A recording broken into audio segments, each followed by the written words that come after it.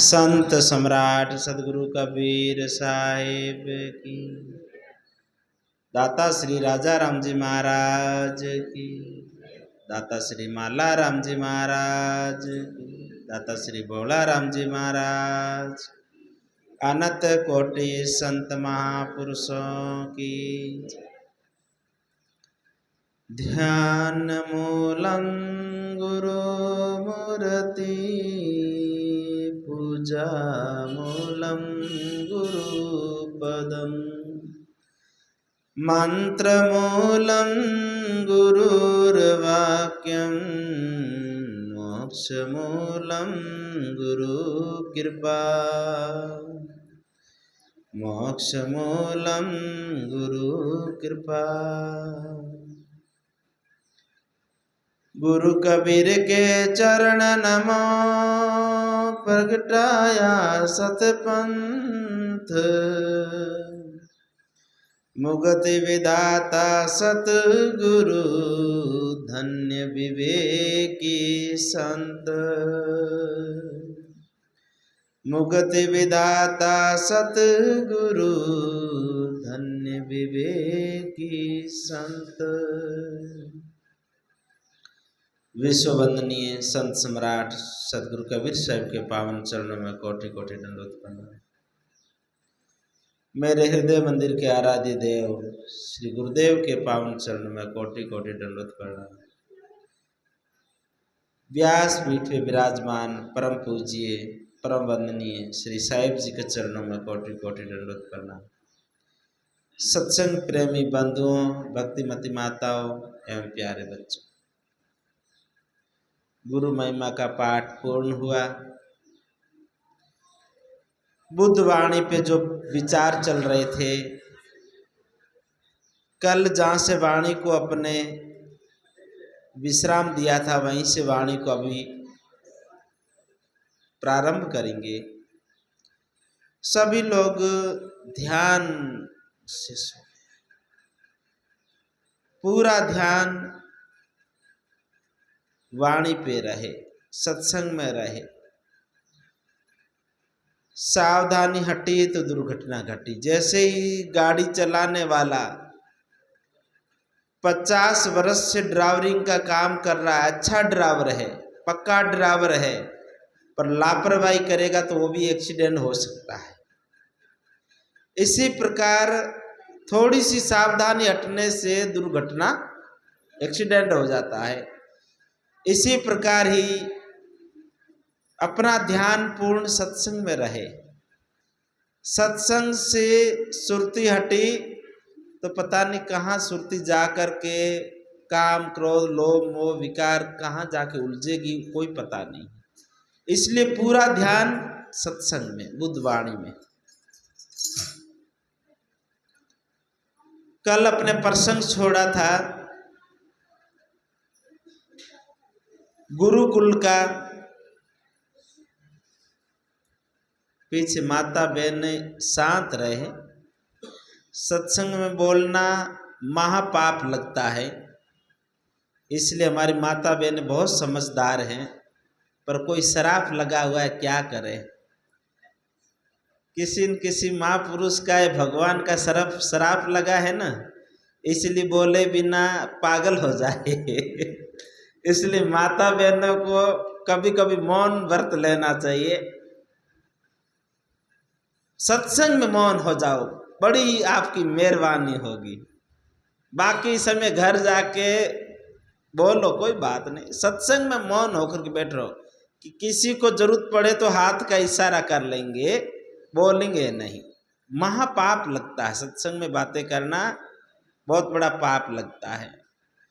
किसी किसी की खुजली वाली वो बीमारी होती है ना, खुजलाए बिना उनको चैन नहीं पड़ता। किसी किसी बोलने की बीमारी होती है, बोले बिना उनको चैन ही नहीं पड़ता है। इसलिए सत्संग में मौन होकर के बैठे, सत्संग का लाभ ले। बुद्ध वाणी कल जहाँ विश्राम दिया था वहां से वाणी को प्रारंभ करते हैं। सिद्धार्थ 5 वर्ष के होते उस समय मुंडन संस्कार और जनेऊ संस्कार हुआ। गुरुकुल के बुला करके बड़े बड़े आचार्य पंडित पुरोहितों को, और वहाँ पे वो संस्कार किया गया। बहुत बड़ा उनका कुल देवी का कोई महोत्सव मनाया जा रहा था, उत्सव के अंदर शामिल होकर के वो प्रोग्राम किया गया। उसी सम्मेलन में सिद्धार्थ की भुआ अमिता और उनके फूफा जी राजा दंडपानी और भुआ की बेटी यशोधरा भी आई थी। यशोधरा छोटी सी थी, उनको हाथी का बड़ा शौक था। यशोधरा के हाथी का नाम था कुंज। कुंज पे बैठ करके यशोधरा वहाँ पे कपिलवस्तु आई और राजा ने खूब स्वागत किया। 5 वर्ष के बाद में राजा सुधोधन की बहन अमिता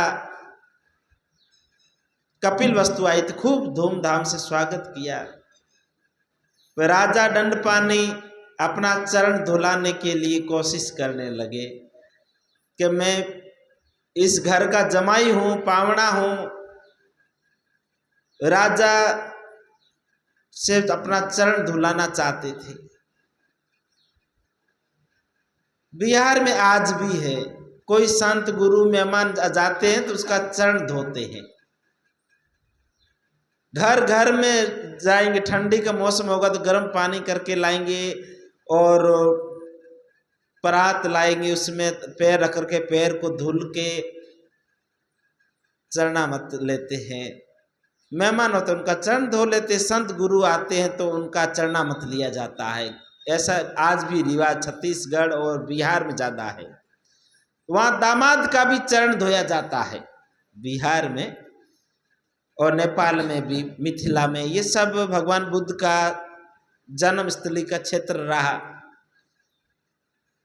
चरण धुलाने के लिए बोले तो राजा सुधोधन शिरोमणि राजा थे, मतलब शाक्यों के गणतंत्र में सबसे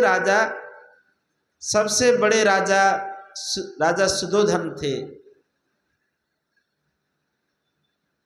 तो उस समय राजा की महारानी प्रजापति तुरंत बैठ जाती कि मैं चरण धोऊंगी, बड़े भाई का आशीर्वाद लगेगा। उनका ननंद का घरवाला भी था और सगा भाई भी था, आमने सामने रिश्ता था। बोला मैं चरण धोती हूँ। राजा दंडपानी कहते हैं हमको कोलियों का ये रिवाज नहीं है, बहन बेटी भांजी से पैर नहीं छुआए जाते हैं। तुम हमारी बहन हो इसलिए हमको नहीं चरण धुलाना है। और वहाँ पे मेला में पहुंचे और खूब धूमधाम से स्वागत हो रहा था। वहाँ पे देवदत्त सिद्धार्थ का चचेरा भाई, उसके मन में हमेशा कुक्रम चलता था, कुबद चलती थी, हमेशा कुछ उल्टा सीधा करने के। तो उन्होंने क्या किया, कुंज हाथी के सूंड में एक नुकीली कोई नोक लकड़ी डाल दी। हाथी उसके दर्द में चिल्लाता है, मेले में पूरा कष्ट नष्ट मेला को कर दिया। जनता की भगदड़ में जनता के ऊपर भागता है, हाथी चिल्लाता और भागता है। लोग कहते हाथी मदमस्त हो गया है। इतने में सिद्धार्थ का ध्यान गया कि हाथी की सूंड में कोई नुकीली लकड़ी फंसाई गई, उसके दर्द के मारे भाग रहा है, चिल्ला रहा है, नुकसान कर रहा है हाथी। सिद्धार्थ 5 वर्ष का था और दौड़ करके उसकी सूंड में लिपट करके उसकी सूंड में जो फंसाया गया था नुकीला, वो लकड़ी को खींच के बाहर निकाला। देवदत्त छुप छुप के देख रहा है, देखते हैं कितना नुकसान होता है। उनके मन में हमेशा ऐसे उल्टा सीधा चलो, वो चुप करके वही देखता है। कि लोग दुष्प्रवृत्ति के होते हैं ना, वो दूसरे का कुछ नुकसान होता है तो उसके मन में खुशी होती है। जिसके ईर्षा भाव दुष्प्रवृत्ति का होता है, पड़ोसी का नुकसान होता है, ऊपर ऊपर तो कहते हैं अरे उनका नुकसान हुआ, बहुत बुरा हुआ, अंदर अंदर से मुस्कुराते हैं कि अच्छा हुआ। ये दुष्प्रवृत्ति के इंसान का लक्षण है। इसलिए ऐसी प्रवृत्ति नहीं होनी चाहिए। सबका भला हो, सबका भला हो तो अपना भी भला होगा। कभी बुरा मत विचारो, करो तो आछी करो बुरी विचारो नाय, कसर पड़े जो क्यों करो ओछी उम्र माए। करो तो अच्छा काम करो, बुरा कभी काम नहीं करना चाहिए। सदगुरु कहते हैं अच्छा ही कर्म करना चाहिए, कभी बुरा विचार नहीं करना चाहिए। तो ये देवदत्त के जो उसके जो स्वभाव ही ऐसा था, सिद्धार्थ का स्वभाव करुणा, प्रेम, दया, और देवदत्त उसका चचेरा भाई, उसके अंदर काम, क्रोध, कुकर्म, छल, कपट से भरा हुआ उनका जीवन। दोनों के अंदर ऐसा जो प्रभाव देखा जाते तो क्या कहे। इधर से क्या होता है कि मेला समापन हुआ और अमिता वापिस जाने लगी। देवदा यशोधरा वहां आती है और सिद्धार्थ से कहती है मुझे यहाँ बहुत अच्छा लगा ननियाल में, और हमारे वहाँ देवगांव में फूल नहीं है, हमको फूल चाहिए। सिद्धार्थ ने एक मुट्ठी भर करके ला के दिया। बोले ये क्या है?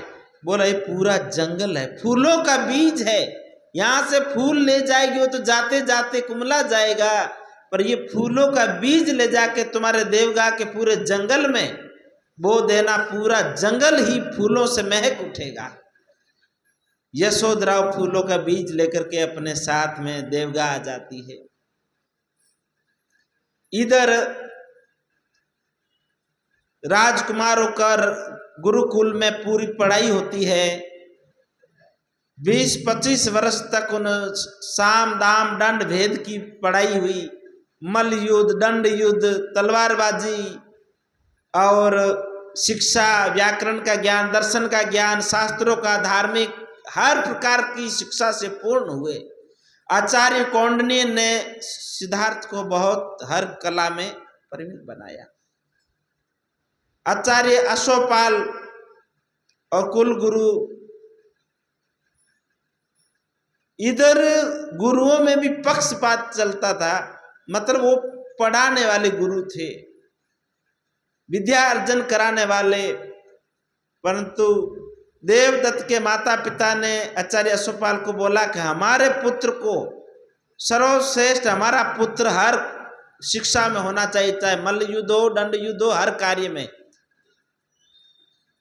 और अगर हमारा पुत्र कोई भी कला में हार गया तो देवदत्त की मां मंगला कहती है अश्वपाल तुम्हारी खोपड़ी अश्वों के पैरों में होगा।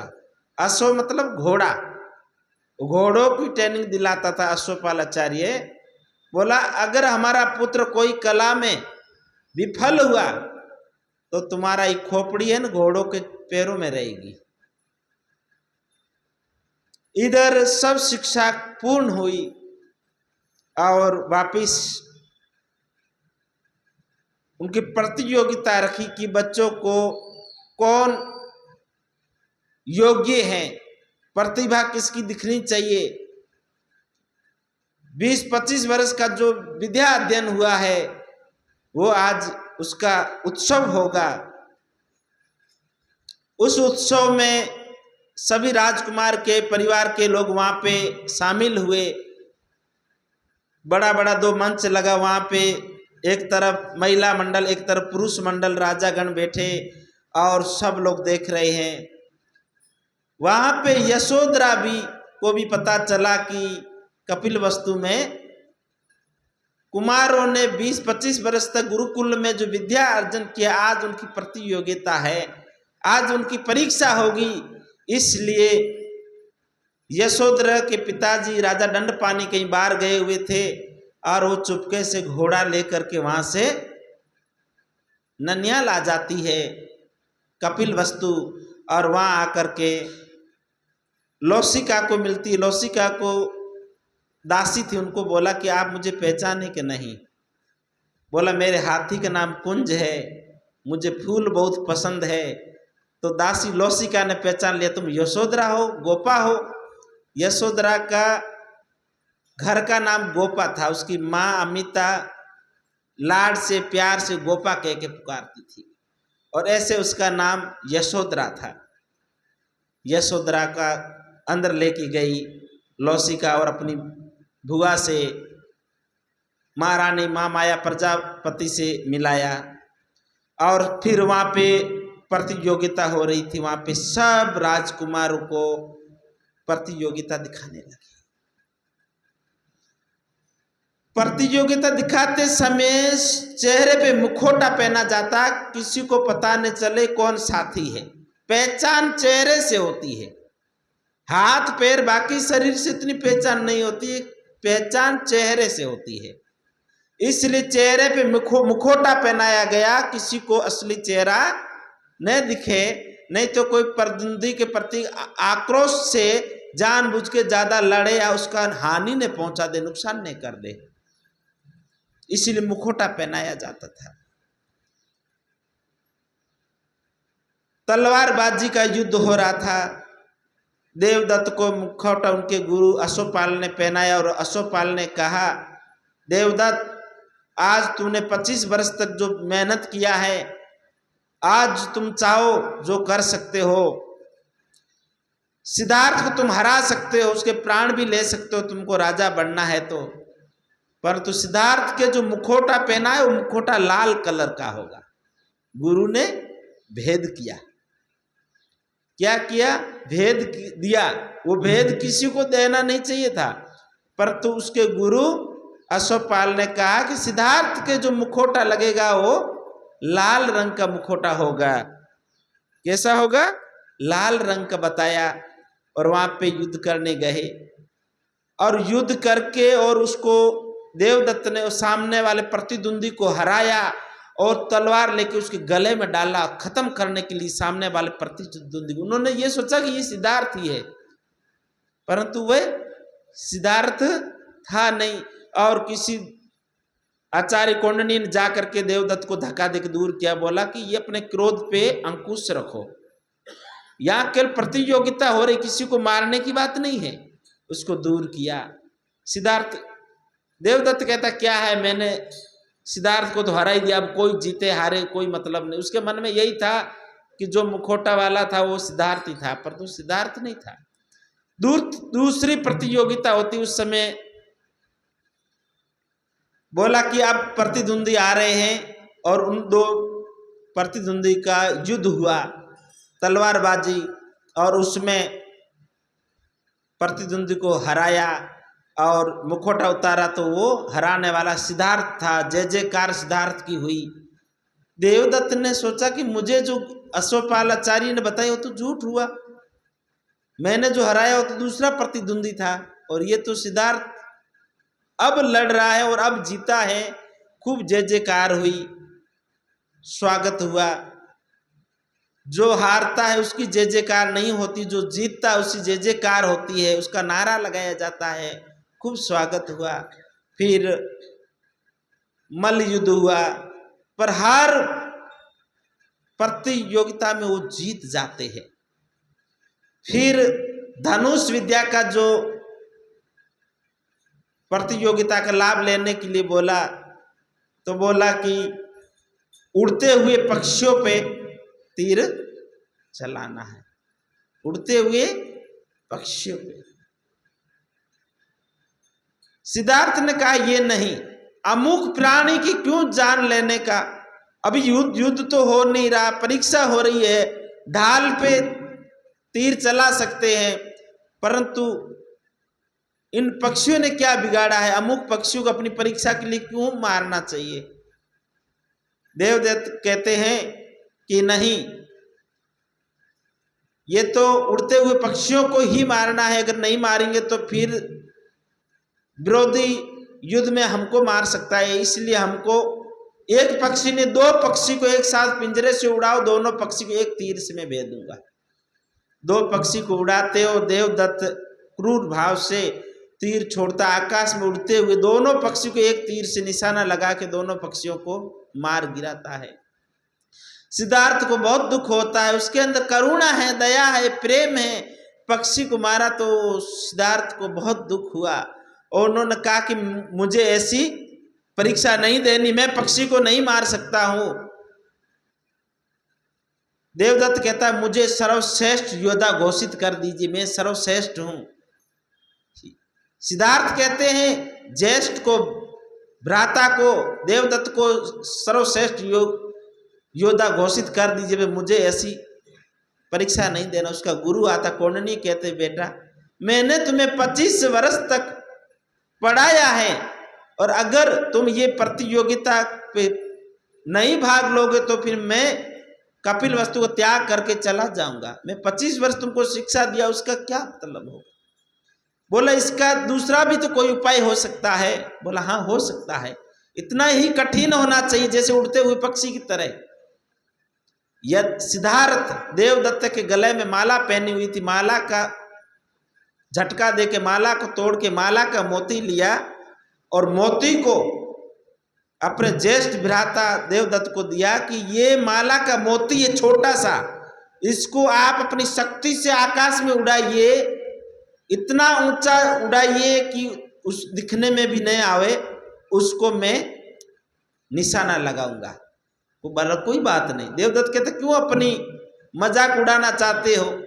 छोटा सा माला का मोती को तुम कैसे भेद दोगे तीर से? बोला भेद दूंगा। देवदत्त ने खूब शक्ति लगा करके उसको ऊपर उछाला और इतना ऊंचा गया, इतना ऊंचा गया कि बिंदु के रूप में दिखना भी बंद हो गया।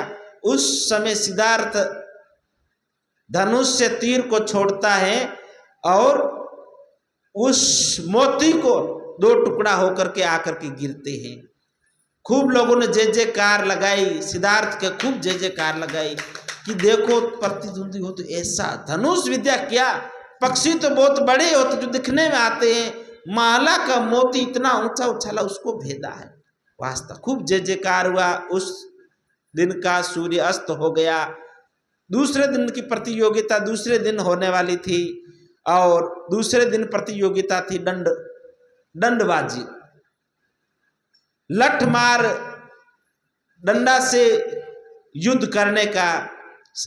हर प्रकार का अस्त्र शस्त्र से भाला युद्ध, दंड युद्ध, मल्ल युद्ध, तलवार युद्ध, दंड युद्ध था। उस दिन मंगला एक कोई जादूगरनी थी, उसके पास गई देवदत्त की माँ और बोला मेरा बेटा कल हर प्रतियोगिता में हारा है, इसलिए तुम ऐसा कुछ मुझे करके दो जो तुम मुंह मांगी तुमको इनाम मिला दिया जाएगा, पर मेरा बेटा जीतना चाहिए। उस समय उनको दिया जाता है,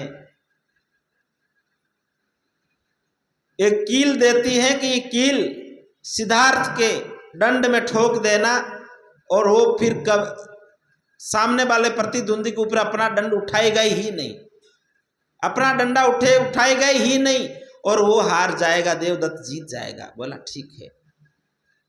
मंगला ला करके अपने बेटे देवदत्त को कहती है बेटा ये कील है, मैं तुम्हारी जीत लेके आई हूं, मैं माँ हूं। बोले कील क्या है? बोला ये सिद्धार्थ के दंड में ठोक देना और वो तुम्हारे ऊपर भी प्रहार नहीं करेगा और तुम जीत जाओगे। देवदत्त कहता है माँ तुमको अपने पुत्र से ज्यादा तुमको इस कील पे विश्वास है, मेरी 25 वर्ष की योग्यता पे कोई महत्व ही नहीं है, मैं अपनी जीत अपनी भुजा पे हासिल करूंगा, ऐसा जादू टोना टोटका करके नहीं। मंगला कहती है ये तो मूर्ख है, अनाड़ी है, इसका मैं ही उपाय करूंगी। मंगला चली जाती है सिद्धार्थ के पास। सिद्धार्थ अपने माता पिता का आशीर्वाद लेता है तो सिद्धार्थ की माँ प्रजापति कहती पुत्र मंगला चाची का भी आशीर्वाद लो, अब तुम अखाड़े में लड़ने के लिए जा रहे हो। मंगला चाची से आशीर्वाद लिया तो मंगला चाची ने कहा तुम्हारा दंड को भी दे, तुम्हारा डंडा को भी मैं आशीर्वाद देती हूँ। और वो अपने पैर के अंगूठे के बीच वो कील को ऐसे पकड़ के रखा था, पैर का अंगूठा और अंगुली में, और डंड को ऐसे ऐसे ऐसे डंडा में वो नीचे कील को चुबो करके और ठोक करके टाइट किया और त्रियाचरित करती अपने काजल से उस डंडा पे काजल लगाती, कहती इस तुम्हारे डंडा को भी कहीं नजर नहीं लगे, हमारा सदैव आशीर्वाद है कि तुम जीतो। और मन में तो यही चलता है कुक्रम कि कैसे भी ये हारे और मेरा बेटा जीते। इधर वहां पे अखाड़े में उतरते हो, मल्ल युद्ध होता है। तो मल्ल युद्ध होता है तो मल्ल युद्ध के अंदर सिद्धार्थ अपनी कोशिश नहीं करता है, दंड युद्ध में कोशिश नहीं करता, अपना बचाव करता पर डंडा को उठाता नहीं है। सब जनता देखती है कि सिद्धार्थ वार क्यों नहीं कर रहे। देवदत्त वार करता है, कभी छलांग लगा करके बचते, कभी झुक जाते, कैसे का अपना बचाव तो करते पर तो डंडा लठ उठाते नहीं। क्यों, क्या वार क्यों नहीं कर रहा है, कारण क्या है। उस समय आचार्य कौंडिन्य जाके कहते हैं सिद्धार्थ तुम वाहर करो, वाहर क्यों नहीं कर रहे हो। बोला ये मेरे ज्येष्ठ है, मेरे भ्राता बड़े भाई, मैं इसके ऊपर कैसे प्रहार करूं। बोला यहाँ पे ज्येष्ठ भाई यहाँ कुछ नहीं, यहाँ केवल परीक्षा है, यहाँ तुमको वाहर करना पड़ेगा, नहीं तो तुम हार जाओगे तो फिर मेरा सिखाई हुई विद्या का कोई मतलब नहीं है। मेरी आज्ञा है तुम वाहर करो। भगवान श्री कृष्ण अर्जुन को ज्ञान देते हैं ना, तुम लड़ो, यहां तुम मारोगे तो भी मरेगा, नहीं भी मरेगा, पर तुमको लड़ना है। जब अर्जुन वहां लड़ने के लिए खड़ा हुआ, मैं किससे लड़ूं, मेरा को परिवार है, सब परिवार जन में किससे लड़ूं। उस समय भगवान श्री कृष्ण अर्जुन को ज्ञान देते। उसी प्रकार आचार्य कौंडिन्य सिद्धार्थ को समझाते हैं, फिर सिद्धार्थ वार करता है और देवदत्त को हरा देता है और खूब जय जयकार होती है। सिद्धार्थ की देवदत्त का चेहरा लटक जाता है और राजा ने घोषणा की कि पूरी कपिल वस्तु दुल्हन की तरह नगर सजना चाहिए, कल शोभा यात्रा होगी।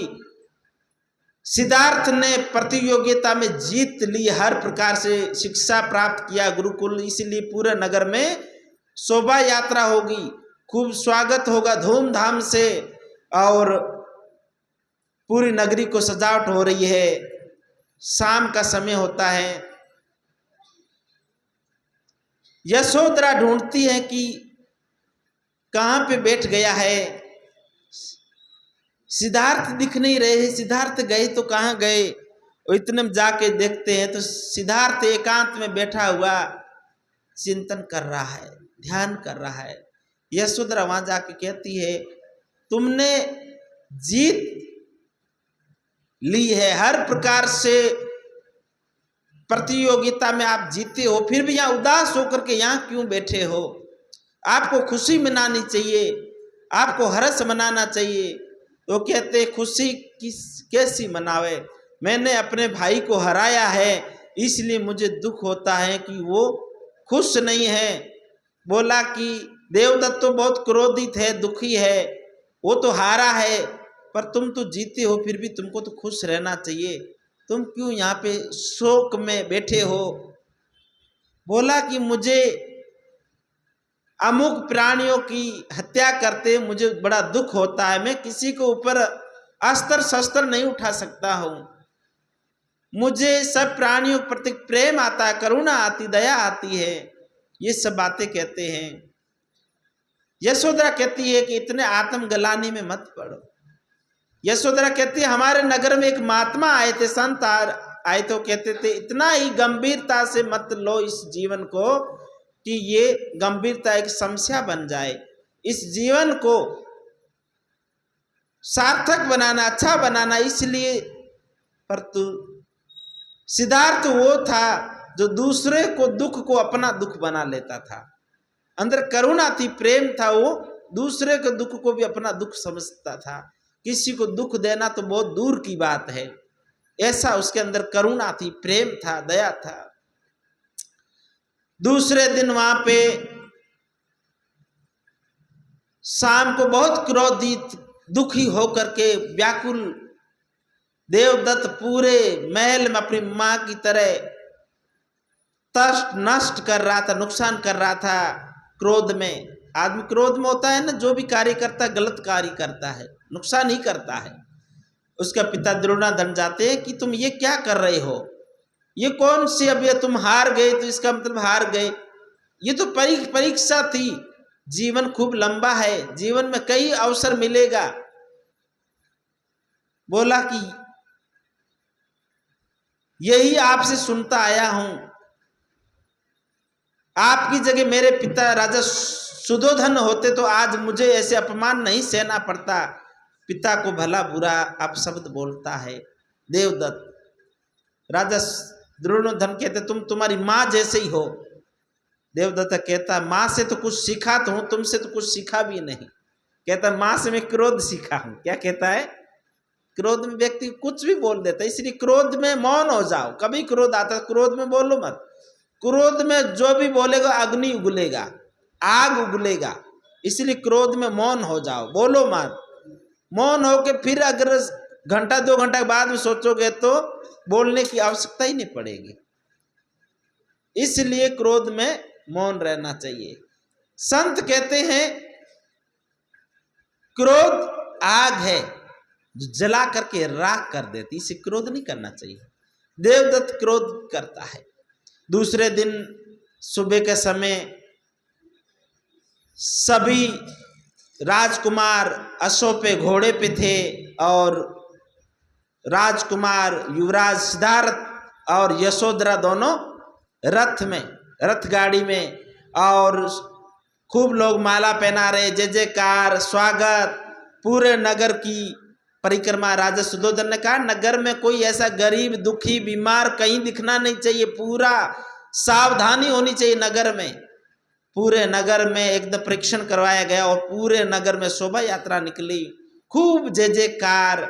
देवदत्त को बहुत दुख होता कि अगर मैं जीता होता तो सिद्धार्थ की जगह रथ गाड़ी में होता।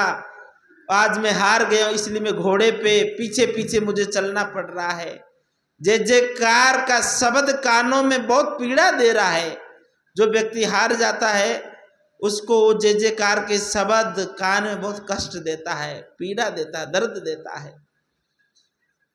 और उस नगर में भ्रमण करते हुए उस समय एक व्यक्ति आके जोर जोर से चिल्लाता है, कुमार युवराज बचाइए, हमारी रक्षा करिए, हमारे बच्चे को चीता उठा के लेके चला गया है, नरभक्षी चीता। ये पुकार रोते हुए माँ की और पिता की पुकार देखी तो युवराज सिद्धार्थ रथ गाड़ी से छोड़ करके एक घोड़ा लेकर के तुरंत जंगल की ओर भागते हैं और साथ में यशोधरा, कुमार देवदत्त, कुमार नंद, सभी कुमार और मंत्री संतरी उस जंगल में भागते हैं। और जंगल में भागते भागते जंगल में बच्चे की रोने की आवाज सुनाई देती है। यशोधरा कहती बच्चा तो कहीं यहीं आवाज आ रही है, वहां ढूंढते बच्चा मिल जाता है। बच्चे को कोई ज्यादा नुकसान नहीं पहुंचाया था, जिंदा था। यशोधरा ने अपना चीर को टुकड़ा करके उसमें बच्चे के ऊपर पट्टी बांध करके कहा इस बच्चे को जल्दी से वेदराज के पास ले जाया जाए, इस बच्चे को जल्दी से वेदराज के पास ले जाया जाए और इस बच्चे को उपचार किया जाए। देवदत्त कहता है सिद्धार्थ तुम जल्दी से इस बच्चे को वेदराज के पास ले जाओ, उपचार करें और मैं उस नरभक्षी चीता को लेके आता हूं। चीता को सिद्धार्थ कहते हैं तुम उसको जिंदा ही पकड़ के लाना, उसको मारना नहीं है, उसको जिंदा ही पकड़ के लाना, उसको मारना नहीं है, उसकी हत्या नहीं करना है। मुझे वचन दो, नहीं तो फिर मैं स्वयं पकड़ के ले आऊंगा। देवदत्त कहता है कि नहीं, मैं तुम्हें वचन देता हूं, मैं जिंदा ही पकड़ के लाऊंगा, पर तो तुम इस बच्चे को लेके जाओ वेदराज के पास, इसका उपचार कराओ। यशोधरा और सिद्धार्थ उस बच्चे को ला करके राजभवन में आते हैं और वेदराज से उसका उपचार कराते हैं। राजा को ये पता चला, राजा बहुत क्रोधित हुआ। सुधोधन की इस बच्चे को लाने की क्या आवश्यकता थी? नरभक्षी चीता को मारना था, चीते को तो नहीं मार के लाया और बच्चे को लेके आया। सिद्धार्थ कहता है इस बच्चे की जान बचाना जरूरी, बच्चा अभी जिंदा है, मरा नहीं, इसको लाना जरूरी था। और उसको देवदत्त गए हैं और देवदत्त इतने में ला करके और चीते का मुख, गर्दन काट के मुख ला करके राजा के चरणों में ऐसे फेंकता है। राजा सुधोधन के चरणों में वो देखा कटे हुए चीते का मुख। देवदत्त सिद्धार्थ बहुत क्रोधित हुए, तलवार लेकर के और देवदत्त के गर्दन पे रखता कि मैंने तुम्हें मना किया था कि जिंदा चीता को लाना, तुमने इसको गर्दन क्यों काट के लाया? देवदत्त कहता है ये काम तुम्हें करना था जो मैंने किया है। ये नरभक्षी चीता है, अगर नहीं मारते तो ये हमको मार देते और किसी को मार देते। बोला नहीं, इसको जिंदा लाना था, इसको दूर जंगल में छोड़ देते, इसको मारा क्यों? बहुत क्रोधित हुए। राजा कहते हैं युवराज तलवार इसकी गर्दन से हटाओ। जो काम तुम्हें करना चाहिए था वो काम देवदत्त ने किया है, पर तुम्हें बच्चा नहीं लाना था, तुम्हें इसे देवदत्त की तरह गर्दन काट के लाना था, सिर काट के लाना था चीते का, पर तुम नहीं लाए। पर सिद्धार्थ को चीते को मारने का बहुत दुख हुआ, बहुत दुखी हुआ और जाके एकांत जंगल में जाके बैठ गया।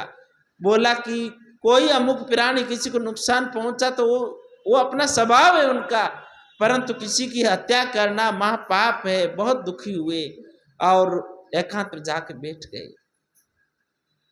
यशोधरा उनको मना के लेके आती वापिस, और इधर से राजा सुधोधन ने कहा कि यशोधरा बिना बताए ही आई थी वहां से देवगा से, इसलिए इनको वापिस पहुंचाना पड़ेगा।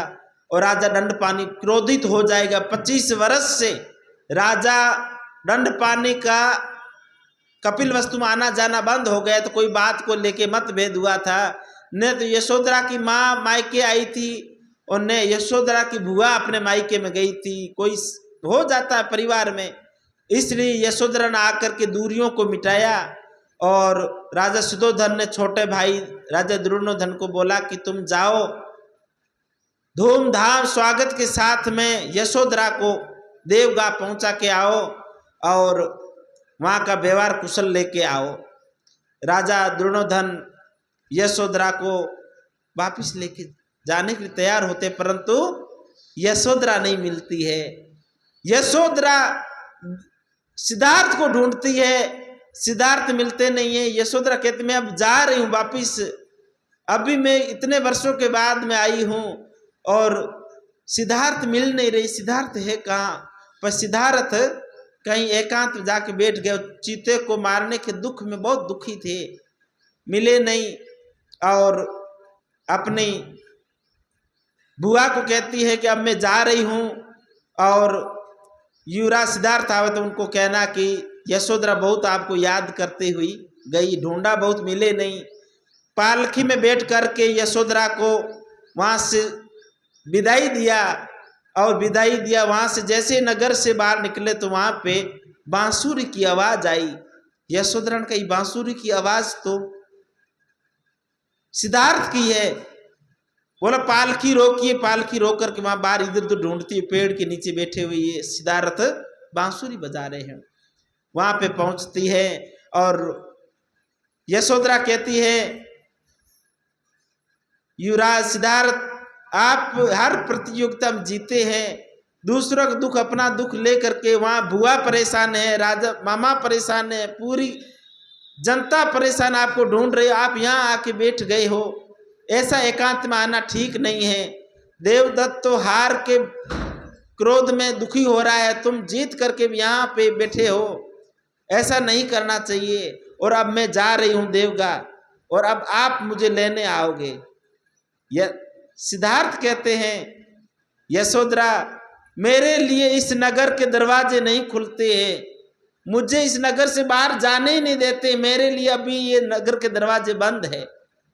सिद्धार्थ को उस नगर से बाहर नहीं जाने देते थे, क्योंकि बाहर कोई दुखी मिलेगा, रोगी मिलेगा, कहीं बैरागी नहीं हो जाए, कहीं सन्यासी नहीं हो, इसलिए बचा के नगर के अंदर ही उनके लिए गुरुकुल बनाया, उनके लिए सब कुछ कार्य वहां से बाहर जाना बंद था। यशोधरा बोली मैं तो अब जा रही हूं, परंतु मेरी भेंट तो बाकी है, मेरी भेंट बाकी है, आपके पास कुछ है भी नहीं। पिछली बार जाते समय तुमने मुझे पुष्प का बीज दिया था, पूरा देवगा फूलों से भर गया है जंगल, इस बार मुझे भेंट देना, परंतु इस बार की भेंट मेरी बाकी रहेगी। सिद्धार्थ कहते नहीं, इस बार की भेंट बाकी नहीं रखता हूं, इस समय देता हूं। बोला क्या दोगे? मेरे पास बांसुरी ले जाओ, फूलों से पूरा देवगा महक उठा है, इस बांसुरी से पूरा देवगा को संगीत से भर देना, अपना जीवन और देवगा को संगीत से भर देना। और बांसुरी को बैन को भेंट कर देता है।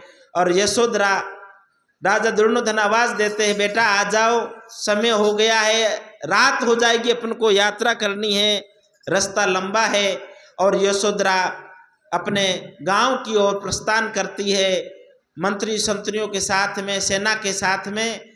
और आगे का जो प्रसंग है कल अपन लेंगे बुद्धवाणी का। आज अपन बुद्धवाणी को यहीं विराम देते हैं। बोलो सद्गुरुदेव की जय।